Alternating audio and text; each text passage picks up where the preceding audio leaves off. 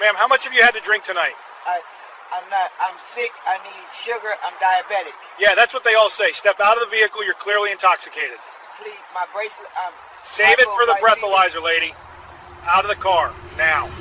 At 9:43 p.m. on a Wednesday night in Scottsdale, Arizona, the intersection of McDowell Road and Hayden was nearly empty when Dr. Bernice Williams, 43 years old, sat behind the wheel of her silver Honda Accord at a red light, her vision starting to blur, her hands beginning to shake. She had felt the symptoms coming on for the last 10 minutes, the confusion, the difficulty concentrating, the trembling in her hands. She knew what it meant. Her blood sugar was dropping dangerously low. She had been stuck in back-to-back emergency surgeries at Scottsdale Memorial Hospital for the past 12 hours, and she had missed both lunch and dinner. As an orthopedic surgeon, she was accustomed to long hours and demanding schedules, but she had made a critical mistake tonight. She had skipped meals while running between surgeries, and now her body was paying the price. She reached for the emergency glucose tablets she always kept in her center console, but her coordination was failing. Her hand knocked the bottle, sending tablets scattering across the passenger seat and floor.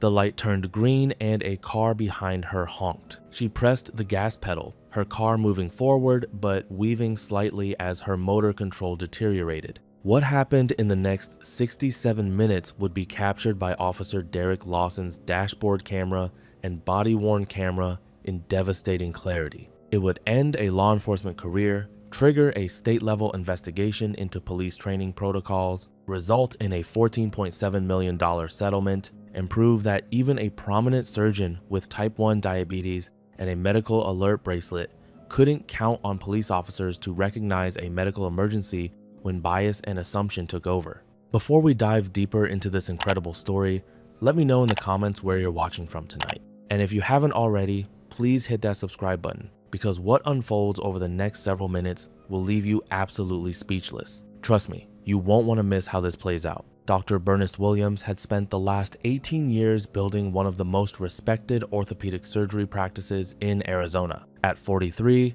she was the chief of orthopedic surgery at Scottsdale Memorial Hospital, one of the region's premier medical facilities. She specialized in complex reconstructive procedures, particularly trauma cases and joint replacements, and her patient outcomes consistently ranked in the top 5% nationally. Her journey to that position had required extraordinary perseverance. Born and raised in South Phoenix, she was the daughter of a single father who worked as an auto mechanic. Her mother had died from complications of type 1 diabetes when Bernice was just 7 years old. Watching her mother's decline and eventual death had shaped everything that came after. When Bernice herself was diagnosed with type 1 diabetes at age 11, she approached it with scientific determination rather than fear. She learned to monitor her blood sugar meticulously. She studied the physiology of the disease. She became an expert in managing her own condition. She graduated valedictorian from her high school, earned a full scholarship to Arizona State University, where she graduated summa cum laude, then earned her medical degree from Johns Hopkins School of Medicine. Over 18 years in practice, she had performed over 3,000 orthopedic surgeries. She had published 62 peer-reviewed papers. She had received the American Academy of Orthopedic Surgeons Award for clinical excellence. She served on the board of the American Diabetes Association. For 32 years, she had meticulously managed her diabetes, checking her blood sugar multiple times daily, keeping glucose tablets readily available, wearing a medical alert bracelet at all times, carrying a medical alert card in her wallet. She knew her body. She knew the warning signs of hypoglycemia. She knew how to prevent it and how to treat it. But that Wednesday, a perfect storm of circumstances had conspired against her. She had arrived at the hospital at 5 a.m. for a 7 a.m. surgery, a complex bilateral knee replacement scheduled for 5 hours. By 1 p.m., it was complete. She checked her blood sugar, 82, within normal range. She ate a protein bar and drank orange juice. At 1:15 p.m., she was paged to the emergency department. A 19-year-old college student had been in a motorcycle accident with a severe open fracture. The case was urgent. Without immediate surgery, he could lose his leg. The surgery stretched to 5 hours due to vascular and bone complexity. By 7 p.m., she was exhausted. She checked her blood sugar, 68, lower than ideal but not critical. She ate another protein bar and drank juice. She was leaving when another emergency page came. A 55-year-old woman with multiple fractures from a fall needed immediate surgery, ate a granola bar, and headed back to the OR. The surgery took 2.5 hours. By 10:15 p.m., she had been at the hospital over 17 hours. She had performed 3 major surgeries. She had eaten only protein bars and a granola bar, not real meals with complex carbohydrate. She should have checked her blood sugar before leaving, but she was exhausted and just wanted to get home. Her townhouse was only 4 miles from the hospital. She thought she could make it. Within 2 blocks, she knew she was in trouble. Her hands were trembling. Her vision was blurring. Her thoughts were becoming confused. She reached for the glucose tablets in her center console. Her coordination was already compromised. She fumbled, knocked the bottle, watched helplessly as tablets scattered everywhere. At a red light, she tried to reach down to grab one. Her movements were clumsy and slow. The light turned green. A car honked. She pressed the gas harder than intended. Her car lurched forward and weaved slightly. It was enough to catch the attention of Officer Derek Lawson, sitting in his patrol car at a nearby gas station. Officer Derek Lawson, 36 years old, had been with the Scottsdale Police Department for 11 years. His personnel file contained a troubling pattern that his supervisors had repeatedly ignored. 14 civilian complaints over those 11 years, allegations of aggressive behavior during traffic stops, multiple claims of rushing to arrest without proper investigation, reports of dismissing people's explanations without consideration. 3 formal complaints specifically about failing to recognize medical emergencies and treating them as intoxication. Of those 14 complaints, 13 had been reviewed internally and dismissed without investigation. 1 complaint had resulted in a 1-day suspension after Lawson arrested an elderly man having a stroke, booking him for public intoxication. The man suffered permanent neurological damage because of the delayed medical treatment. Even after that incident, Lawson's supervisor, Sergeant Mitchell Hartley, continued to praise him in performance reviews as proactive and committed to public safety. The real story was in Lawson's arrest statistics. He averaged 47 DUI arrests per year, more than double the department average of 21. But his conviction rate was only 58%, well below the department average of 86%. This meant that nearly half of the people Lawson arrested for DUI were later found to be not intoxicated. He was arresting people based on assumption rather than evidence, prioritizing his statistics over accuracy. That Wednesday night, Lawson saw Burness' car weave slightly. To him, an obvious drunk driver. Another easy DUI arrest. He pulled out and activated his lights. Burness saw the flashing lights through her blurred vision. She understood she needed to pull over. She also understood she needed help. She carefully steered to the curb and stopped, her hands shaking on the wheel. She tried to reach for her purse with her medical alert card inside. Her impaired motor control knocked it to the floor. She leaned down trying to retrieve it, movements slow and uncoordinated. Lawson exited his patrol car, dashboard camera recording. He activated his body-worn camera as he approached. The body cam would capture everything from his perspective, every word, every action, every piece of evidence he would choose to ignore. He tapped on the window with his flashlight. Burness pressed the button to lower it, then looked up at him. Her pupils were dilated. Her face was covered in sweat. Her hands trembled visibly. Classic signs of hypoglycemia. But Lawson saw what he expected: intoxication. "Ma'am, how much have you had to drink tonight?" Lawson asked, his tone already accusatory, his body cam recording. Burness tried to focus. She tried to make her mouth form the words. Her speech centers were affected by critically low blood sugar. I'm sick. I need sugar. I'm diabetic. The words came out slurred and disconnected. To Lawson, who had already decided she was drunk, it sounded like excuses. "Yeah, that's what they all say," Lawson said dismissively, voice dripping with sarcasm. "Step out of the vehicle. You're clearly intoxicated." Burness raised her left arm and extended it toward the window. On her wrist was a silver medical alert bracelet she had worn every day for 32 years, engraved clearly, type 1 diabetic, hypoglycemia risk. Lawson's body cam captured the moment perfectly.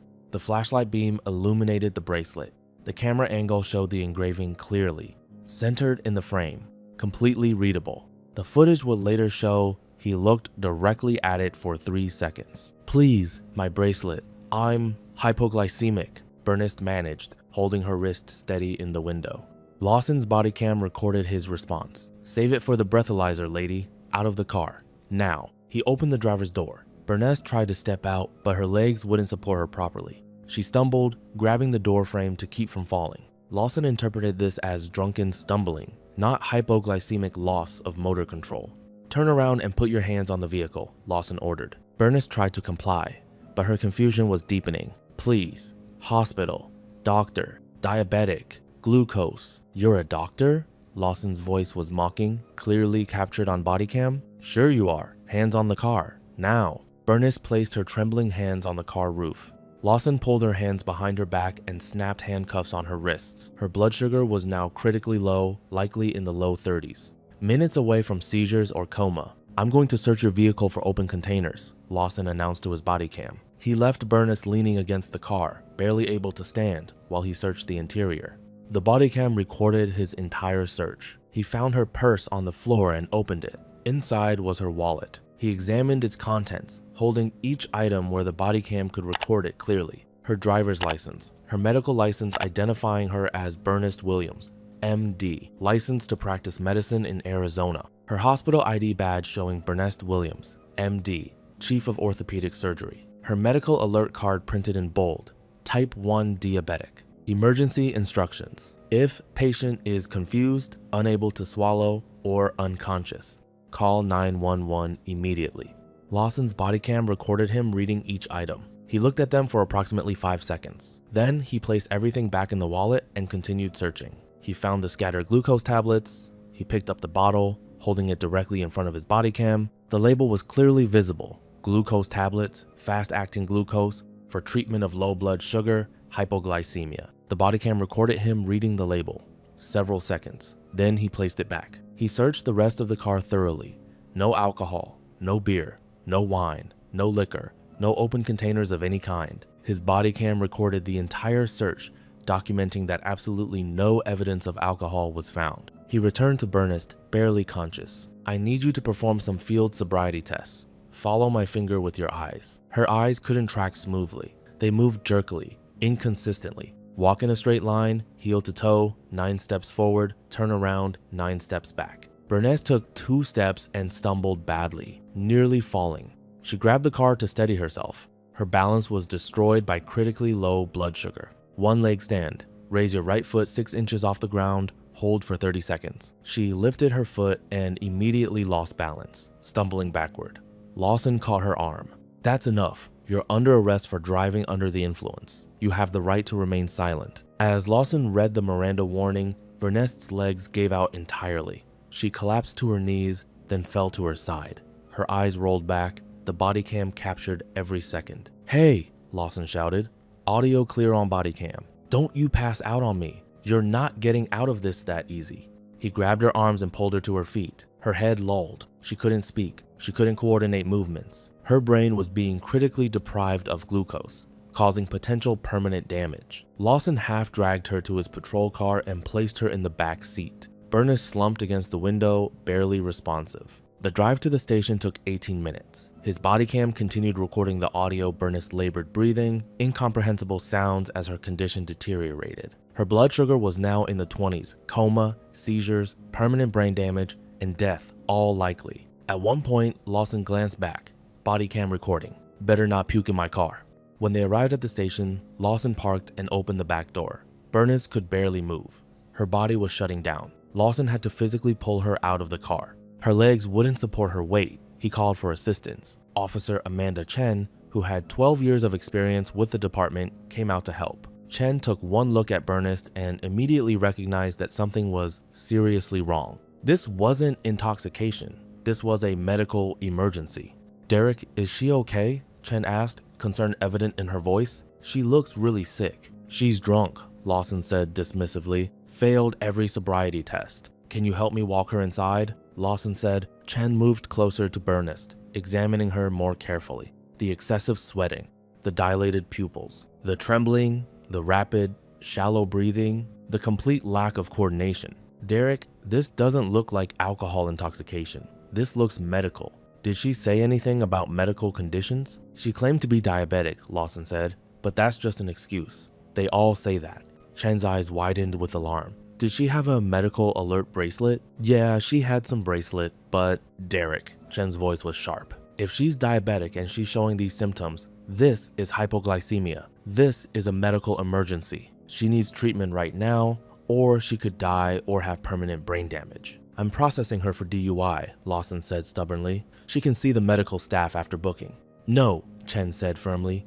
We're calling paramedics right now. Look at her. She's barely conscious. Her breathing is wrong. She can't stand. This isn't alcohol. I know what I saw, Amanda. She failed every test. Because she's having a medical crisis. Chen pulled out her phone and called for emergency medical services directly, bypassing Lawson entirely. This is Officer Amanda Chen at Scottsdale PD Central Station.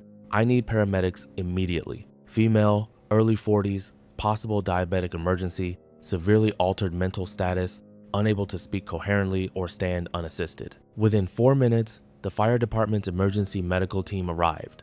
2 paramedics rushed over to where Lawson and Chen were supporting Burnett. The lead paramedic, a veteran EMT named Robert Torres, assessed her quickly and expertly. How long has she been like this? Torres asked. The officer pulled her over about. Chen checked her watch. About 35 minutes ago. Torres pulled out a portable glucometer and pricked Burnett's finger for a blood sample. The meter beeped. He looked at the reading and his expression changed to alarm. Her blood glucose is 28. This is severe hypoglycemia. She's in critical danger. We need IV dextrose now. The second paramedic was already preparing an IV kit. They laid Burnett on the ground and started an IV line in her arm. Torres drew up a pre-filled syringe of 50% dextrose solution, 25 grams of pure glucose in 50 milliliters of solution. Pushing D50, Torres announced, injecting the dextrose directly into the IV line. The effect was almost immediate. Within 6 seconds, Burnett's eyes began to flutter. Within 90 seconds, she took a deeper breath. Within 2 minutes, her eyes opened fully, and she looked around, confused and disoriented, but conscious. What? Where am I? Burnett asked, her voice weak but clear. You're at the police station, ma'am, Torres said gently. You were having a severe hypoglycemic episode. Your blood sugar was 28. We've given you emergency glucose. How do you feel? Burnett's mind was clearing rapidly as the glucose reached her brain. She looked down at her hands, still handcuffed behind her back. She looked at the police station around her. She looked at Officer Lawson standing against the wall. Memory came flooding back. I told him I was diabetic. I showed him my medical bracelet. I told him I needed glucose. He arrested me anyway. Torres looked at Lawson, then back at Burnett. Ma'am, are you a diabetic? Type 1 diabetes for 32 years, Burnett said, her voice getting stronger. I'm a physician. I'm the chief of orthopedic surgery at Scottsdale Memorial. I had been in surgery all day, missed meals, my blood sugar dropped. I tried to tell him. I showed him my bracelet. Torres checked her blood sugar again. It had risen to 62 and was continuing to climb. He removed her handcuffs. Dr. Williams, you were in severe hypoglycemic crisis. At blood glucose of 28, you were at risk of seizures, coma, permanent brain damage, or death. How long were you symptomatic before the officer stopped you? I felt it coming on about 10 minutes before he pulled me over. Burnett said, I should have pulled over immediately. That was my mistake. But I told him what was wrong. I showed him my medical alert bracelet. I told him I was diabetic and needed glucose. Torres turned to Lawson. Officer, she showed you a medical alert bracelet? She had a bracelet, yeah, Lawson said defensively. Did you check her car for glucose tablets or other diabetic supplies? I found some tablets, but did you find any alcohol in her vehicle? No, but she was clearly impaired. Of course she was impaired. Torres's voice was angry now. She was experiencing severe hypoglycemia. The symptoms mimic intoxication, slurred speech, confusion, poor coordination, inability to focus. But she told you she was diabetic. She showed you a medical alert bracelet. Any EMT who saw those symptoms and heard that information would have immediately checked blood glucose and provided treatment. You delayed her treatment by over 30 minutes. At that blood sugar level, every minute without treatment increases the risk of permanent brain damage. The watch commander, Lieutenant Sarah Brennan, walked over. Officer Lawson, my office. Now. Torres removed Burnett's handcuffs and continued treating her. Dr. Williams, you were in severe hypoglycemic crisis. At blood glucose of 28, you were at risk of seizures, coma, permanent brain damage, or death. We need to transport you to the hospital. Take me to Scottsdale Memorial. It's my hospital. I'm chief of orthopedic surgery there. Word spread through the station. The chief of orthopedic surgery had nearly died from hypoglycemia after being arrested instead of given medical help, with a medical alert bracelet ignored. Glucose tablets found, but dismissed. No alcohol in her system. Burness was transported to Scottsdale Memorial's intensive care unit. The hospital's CEO, Dr. Marcus Peterson, arrived within 30 minutes. Burness described everything: the surgeries, missed meals, blood sugar dropping, being pulled over, telling the officer repeatedly she was diabetic, showing her bracelet, him ignoring everything. The officer found my medical license in my wallet. He found my hospital ID. He found my medical alert card. He found glucose tablets. He found no alcohol, and he still arrested me. My blood sugar was 28 when the paramedics checked it. I was minutes away from seizures or coma. The hospital conducted a comprehensive medical evaluation. Based on the timeline and recovery rate, medical staff concluded her blood glucose had likely dropped as low as 23 to 26 death or permanent brain damage, highly probable. The 35-minute delay in treatment had been medically negligent and potentially criminal. She had been extraordinarily lucky. Even 5 to 10 additional minutes could have caused permanent neurological impairment or death. The Internal Affairs investigation reviewed Lawson's body cam footage frame by frame. The footage showed Burness telling him she was diabetic. The medical alert bracelet clearly displayed to his camera, engraving readable, Lawson looking at it for 3 seconds before dismissing it. Lawson finding and examining her medical license, hospital ID, and medical alert card. The glucose tablet bottle held in front of the body cam, label clearly visible. No alcohol found anywhere. Burness collapsing while he dragged her to the car instead of calling for help. But the most devastating evidence came from Lawson's history. Over 11 years, he had arrested 8 people experiencing medical crises. A stroke victim who spent 7 hours in booking, suffering permanent speech impairment. A woman with a brain tumor having a seizure whose diagnosis was delayed, dying 6 weeks later. A man in anaphylactic shock who stopped breathing in the holding cell. Another diabetic in hypoglycemic crisis, a woman having medication reaction, a man having a panic attack, an elderly woman with dementia, an epileptic man post-seizure. In every case, Lawson had ignored obvious medical signs and prioritized arrest. In every case, supervisors had dismissed complaints. Criminal charges came 3 months later. Officer Derek Lawson was charged with reckless endangerment, official misconduct, criminal negligence, and deprivation of medical care. Sergeant Mitchell Hartley was charged with supervisory negligence and obstruction of justice. The trial lasted 5 weeks. The jury watched Lawson's body cam footage showing the medical bracelet clearly displayed, medical credentials examined, glucose tablets found, no alcohol present, and Burness collapsing. They heard testimony from the paramedics who saved her life. They heard expert medical testimony explaining hypoglycemia symptoms and why medical alert bracelets exist. They heard from the 8 other victims, and they heard from Burness herself. She testified for 6 hours, explaining type 1 diabetes, hypoglycemia symptoms, her experience that night, the officer ignoring her bracelet and credentials, her blood sugar at 28, how close she came to death. The jury deliberated for 11 hours, guilty on all counts for both defendants. Lawson was sentenced to 10 years in state prison. Hartley received 7 years. Their law enforcement careers were over. Their pensions were forfeited. Arizona issued a statewide mandate requiring all officers to complete training in recognizing medical emergencies that mimic intoxication. Officers were required to check for medical alert bracelets, to ask about medical conditions, to call for paramedics if there was any doubt. The protocol was clear. When in doubt, treat it as medical first. Burness' civil lawsuit settled for $14.7 million. The settlement included mandatory policy changes and the requirement that her case be used as training material throughout Arizona. 3 years later, Dr. Burness Williams stood at a podium at the American Diabetes Association conference. I've lived with type 1 diabetes for 35 years. I've managed it through medical school, residency, and 2 decades as an orthopedic surgeon. That Wednesday night, I made mistakes. I worked too long without eating properly. I didn't check my blood sugar before driving. Those were my mistakes, and I own them. She paused, but what happened after that being arrested instead of helped, having my medical bracelet shown to an officer's body cam and told to save it for the breathalyzer, having my medical credentials found and dismissed, having glucose tablets labeled for hypoglycemia ignored, being dragged to a police station while my blood sugar was 28, those weren't my mistakes. Those were failures of a system that should protect people, but instead nearly killed me. I was lucky. Officer Chen recognized what was happening and called for help. The paramedics arrived in time.